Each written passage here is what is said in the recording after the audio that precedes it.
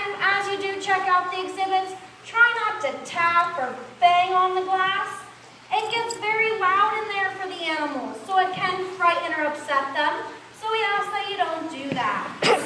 All right, we're going to start off with a little bit of history. Lake Tobias Wildlife Park opened back in 1965, making this our 54th season. However, the oldest zoo in America opened up 144 years ago, which was the Philadelphia Zoo, opening in 1874. They did try to open up sooner, but construction was delayed due to the Civil War. Roles of zoos have changed quite a bit since back in the 1800s. Nowadays, a lot of zoos are focusing on things like education, conservation, and protecting the rare and endangered animals. For example, some of our North American animals, like our American bison, black-footed ferrets, and California condors, nearly went extinct out in the wild. Their numbers got very low. But thanks to zoos and breeding programs, their numbers are starting to rise once again, and their populations are doing a lot better. There is another group that scientists are concerned about, and that's the world's amphibians. In the past 30 years, frogs, toads, newts, and salamanders have been disappearing. Scientists believe we may soon lose 1/3 of our world's amphibians. And we've lost 120 species already from places like Australia, Central and South America, and even here in the United States. The main reason for this loss is pollution, and Jan has Jack with her to help explain why. Now, Jack's a marine toad. He comes from South America. And as Jan walks by, you'll notice that she's wearing those white gloves. So she's not touching Jack with her bare hands. The first reason for this is that Jack, like all other amphibians, has permeable skin. What this means is his skin sort of acts like a sponge. Instead of drinking water with his mouth like you and I would do, Jack can sit in a body of water and absorb that right through his skin. And that's how he can stay hydrated. However, that means if Jan happened to have any chemicals on her hands, anything like hand sanitizer, suntan lotion, hairspray, or even soap, those chemicals also very easily absorb right through their skin, and that could make Jack very sick. That's why our amphibians are disappearing out in the wild. As more and more pollution gets added to our environment, that permeable skin allows them to very easily soak that up, and it's causing quite a few species to become extinct. This is why we ask that you try your best not to pollute the world around you. That way we can keep our amphibians around for a very long time. Now, the second reason she's wearing those gloves actually helps to protect herself as well. Jack may not look like it, but he's actually a very toxic toad. If he was nervous or threatened, he could secrete a milky white poison from 2 glands right behind his eyes. If that did get onto Jan's bare skin, she would get a red, itchy rash. If she got any of that toxin into her mouth, like a predator would do, trying to eat Jack out in the wild, that could cause her to have stomach cramps, headaches, hallucinations, and if she got enough of that toxin into her body, it could even stop her heart from beating. So those are 2 reasons we ask you not to pick up amphibians you find out in the wild. You really never know what you might have on your hands that could affect them, or if they might just be like Jack here and have a defense mechanism that could end up hurting you as well. So it's best just to look. Luckily for Jack here, his species is doing very well, so they're not on the endangered list. But there are some endangered animals here in our park today, such as our Bengal tigers, all of our lemurs, and in this building back behind you, we do have our cotton-top tamarins. Luckily for us, our tamarins did have a baby just over a month ago, so be sure to keep a lookout for the little guy as you check out the exhibits at the end of the show. There is another creature in this building we are concerned about. It's this fuzzy guy sleeping right at the base of the tree. His habitat is being destroyed, so although he is not on that list right now, if that destruction continues, he will be very soon. I'll see if he wants to wake up to get a little snack, and Gian's going to All right, this is Chewie. And we named him Chewie because we think he looks like Chewbacca from the Star Wars movies. Chewie is our two-toed tree sloth. There is another type of sloth in the world, and that is the three-toed sloth, with the main difference between them being the number of toes on the front feet. If Chewie moves up here, he'll notice he has only 2 toes on the front, but 3 on the back. Three-toed sloth has 3 toes on all 4 feet. Two-toed sloths like Chewie, they were also nocturnal, which is why he's trying to sleep right now during the daytime. He's active at night.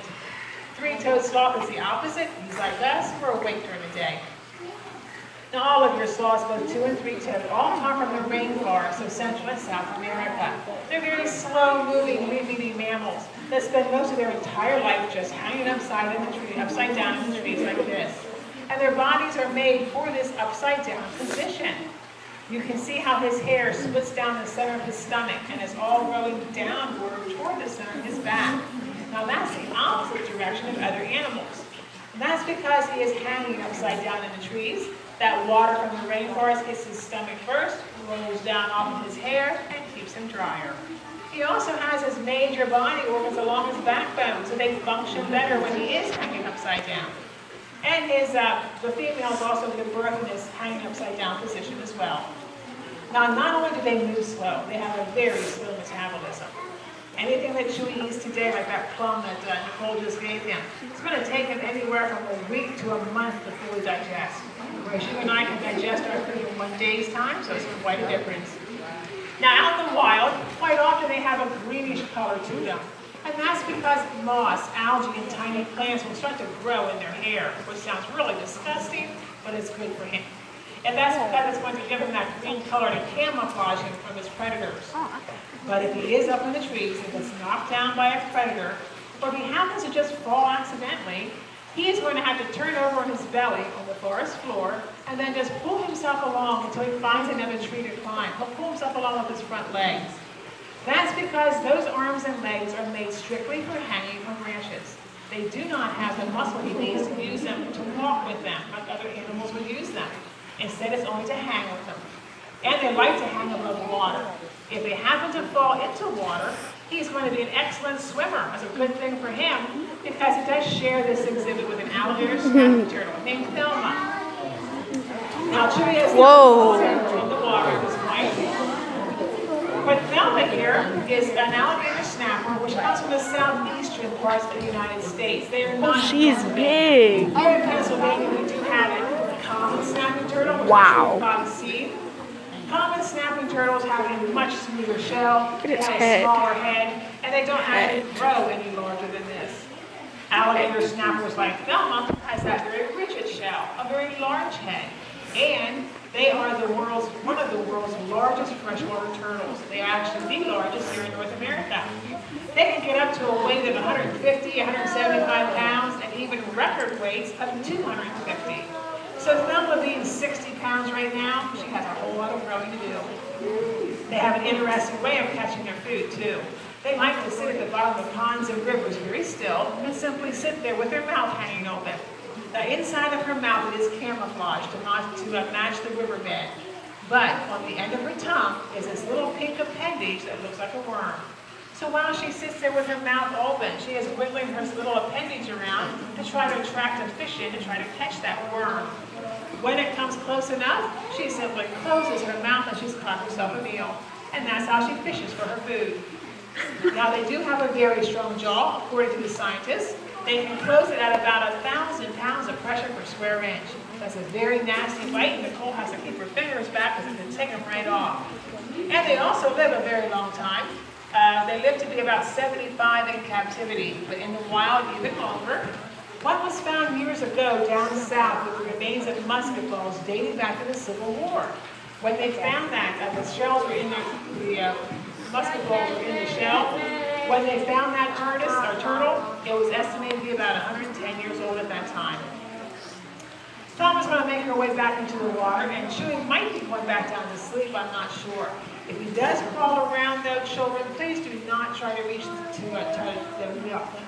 in and touch the sloth. He does get kind of close to the railing sometimes, but he's not as friendly as he looks. Chewy does have 4 sharp teeth and a really long reach with his arms to pull you right in towards his face. So just look at him, don't touch him, and don't let him touch you. He's very tricky about that. He'll do it without you thinking, so keep your eyes out for him. Nicole has our next animal. All right, how many of you guys like snakes? We have any snake fans? Oh, a lot over here. A couple over here. How many of you guys don't like snakes? Anyone not too fond of them? Oh, only a few of those. That's good, because you guys didn't come to the wrong building today.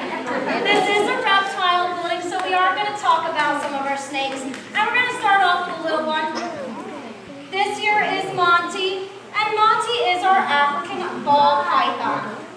Now the reason why he's called a ball python, if he was frightened or nervous, he would curl his body into a very tight little ball, tucking this little head right into the center for protection. Pythons are found throughout Africa, Asia, and Australia. The ball python is one of the smaller types. They reach an average length of around 4 to 5 feet long. Whereas the green reticulated python, found throughout Southeast Asia, holds the record as the longest snake in the world. There was one that reached a record length of 33 feet long. To give you some perspective, that's about the length of this glass ball right here in front of you. Coming down our center aisle, Trevor is bringing our red-tailed boa constrictor.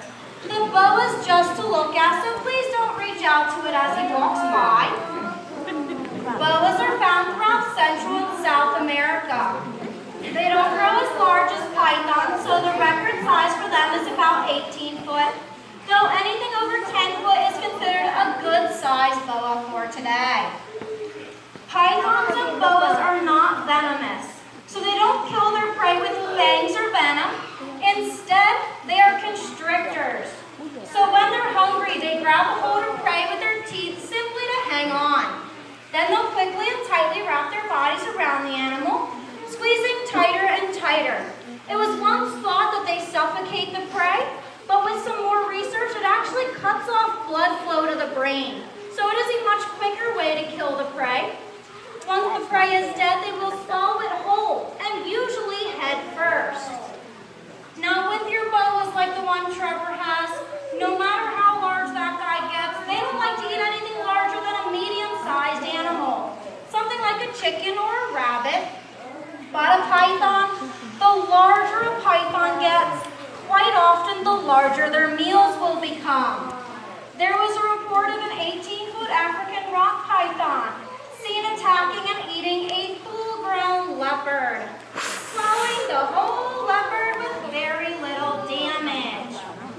Though sometimes snakes can suffer from what they try to eat, if they were to pick an antelope that has large pointed horns, or an adult African crested porcupine that grows quills like these up to 21 inches long, they can end up with those antelope horns or porcupine quills sticking straight through their stomach walls. And that does not look good for the snake. Luckily though, snakes have a very strong digestive system in here with very strong stomach acids that will work to break down hard and bony parts like quills, horns, and hooves, oftentimes in just a few days before too much damage is done. Our pythons in the building do have one extra hunting tool that boa doesn't have. It's a small row of holes right along the upper lip known as labial pits. Labial pits help a python to detect body heat. This means that Monty can tell how large and how far away each and every one is, just by the amount of body heat you're giving off. But don't worry, we're all giving off so much body heat. We're much too large for little Monty here, so he's not going to bother with any of us. That's all we have for the snakes. Jan's going to finish up with our last animal. Alligator. Okay, there are 2 types of alligators in the world. The Chinese alligator, which only grows to be about 5 foot long, and they're also critically endangered. And then the other one is our North American type of alligator that we have right here. North American alligators can get to a record size of about 20 feet. That would be from my hand to the end of the glass. So that's how large it could actually grow. But really, when you hit 14 or 15 foot, that's a good size alligator. Now, alligators and crocodiles do look very much alike. The main difference is going to be in their teeth and in their head. And Nicole is very nice to pick up Trixie here for you to show you the difference. In an alligator, their heads are broad with a rounder nose, like the letter U. A crocodile has a more narrow head with a pointy nose, like the letter V. Alligators also have an overbite. Their top jaw is just a little bit longer than their bottom jaw, so when they close their mouth, their upper teeth are still sticking out. On a crocodile, when he closes his mouth, his jaws are the same length, his teeth will tuck into notches, and you'll see upper and lower teeth sticking out everywhere on a crocodile with his mouth shut. Check out the eyes as well. Both alligators and crocodiles do have their eyes on the sides of the head, so they see much better out here to the side, and they really cannot see very well right down the middle of that face in front of their nose. Just kind of a blind spot there. So if you're ever down south on vacation and find yourself being chased by an alligator, the best place to run really is right in front of that nose, and just run real fast. You should be able to outrun an alligator though, folks, because they're pretty sluggish on the ground. Florida. Their top speed might be about 11 miles an hour, but it's really only a lunging speed, and they're going to tire out after that and sit down. That's because this body and tail becomes so heavy, those short legs can't hold them up too long before they do have to rest. However, in the water it's a different story, and you are less likely to get away from one in the water, because the water does support that heavy weight. They do have web feet for swimming, and a very strong tail to swim with. That tail is so strong that a larger adult alligator, maybe about 9 foot long, could actually break your leg with one swipe of the tail. So you want to stay away from both ends of a larger alligator. Now we're going to get an alligator for you out to touch it at the end of the show. Up here we have Louie, who's a smaller alligator. But I do have special instructions, children. When you touch an alligator, stay behind the front legs, anywhere on the back leg, or the tail. Do not touch up by the face, neck, or head area, because none of our alligators in this building have their mouths taped or wired shut, and they're not drugged or tranquilized, so they can all open and close their mouth whenever they wish. So again, you want to stay on the back leg, or the tail when you touch them. Okay, Louie here has been practicing, Trixie here has been practicing very hard to show you a little trick.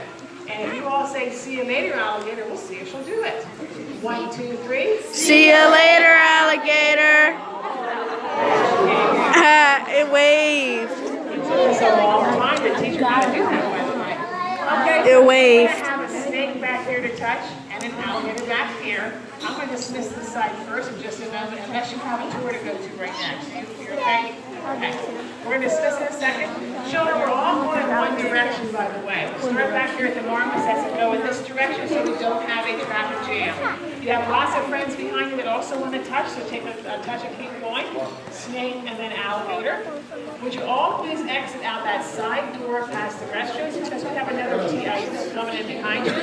And children, there is hand sanitizer on the wall outside the exit to use. Thank you all so much. Have a good time today. Snake or alligator?